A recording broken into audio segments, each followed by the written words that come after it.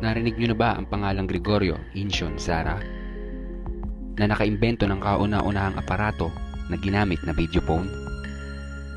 Tama ka. Wala pa yung modernong telepono natin ay nandiyan na ang video phone. At alam mo ba na Pinoy ang inventor ng kauna-unahang telepono na may video? Kaya stay tuned at ako na ulit ang bahala sa'yo. At heto na, tatalakayin ko na. Dito lang yan sa channel na sa bawat video na iyong mapapanood ay meron kang kapakinabangan.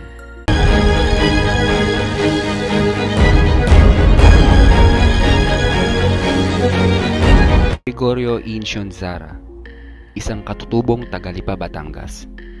Nagtapos sa pangunahing pag-aaral sa Lipa Elementary School, kung saan nagtapos siya bilang valedictorian noong 1918. Noong 1922 naman, muli siyang nagtapos ng valedictorian sa Batangas National High School.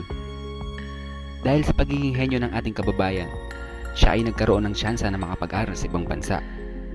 Buong suporta ang ibinigay ng kanyang pamilya at siya ay pinag-aral sa University of the Philippines. Pagkatapos ay nag-enroll si Dr. Zara sa Massachusetts Institute of Technology sa United States at nagtapos ng degree ng BS sa Mechanical Engineering noong 1926.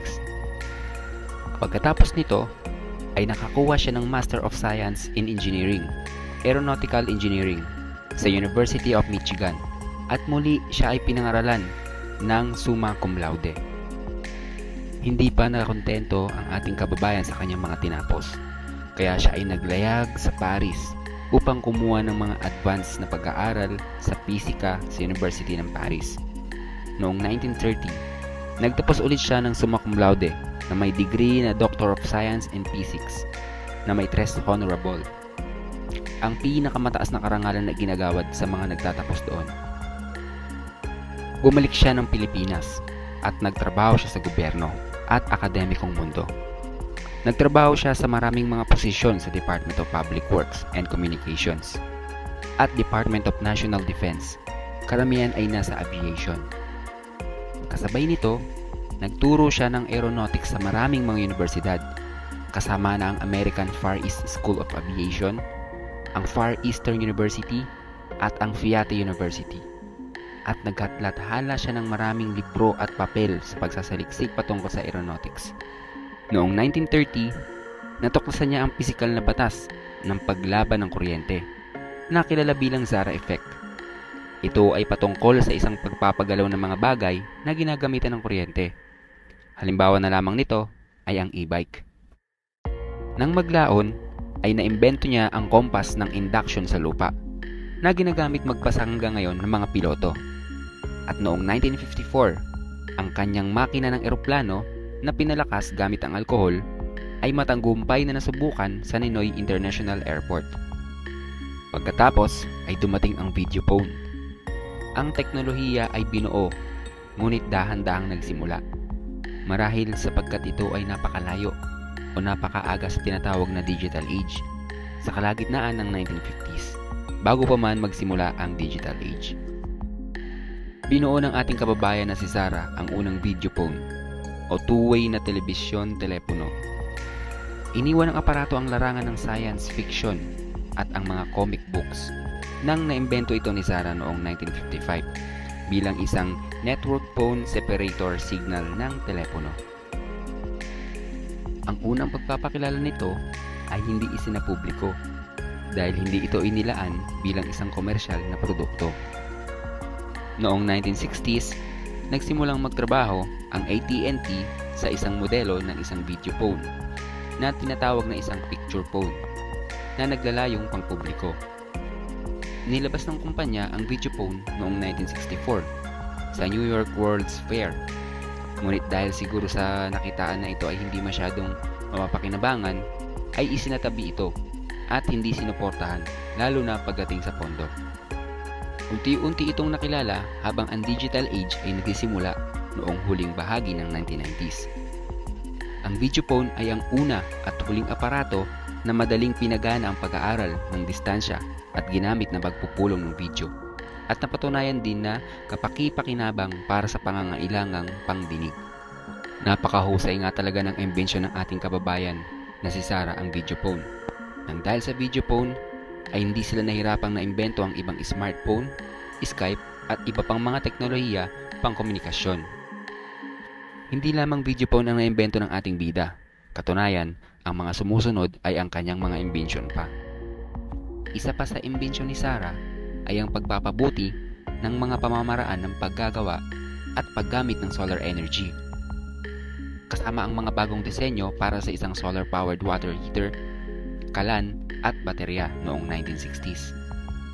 Pag-imbento ng mga kahoy na propeller ng sasakyang panghimpapawid at isang kaukulang propeller cutting machine noong 1952. Pagdidisenyo ng microscope.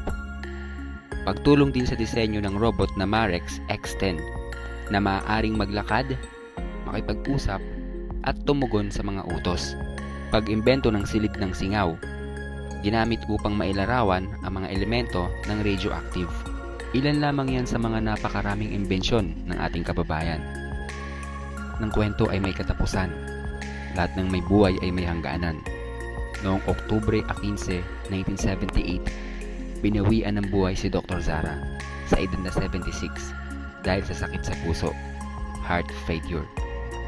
Naiwan niya ang kanyang may bahay na dating Miss Philippines at Queen noong 1933 Philippines Carnival na si Engracia Laconico at ang kanyang 4 na anak na sina Antonio, Pasita, Josefina at Lourdes.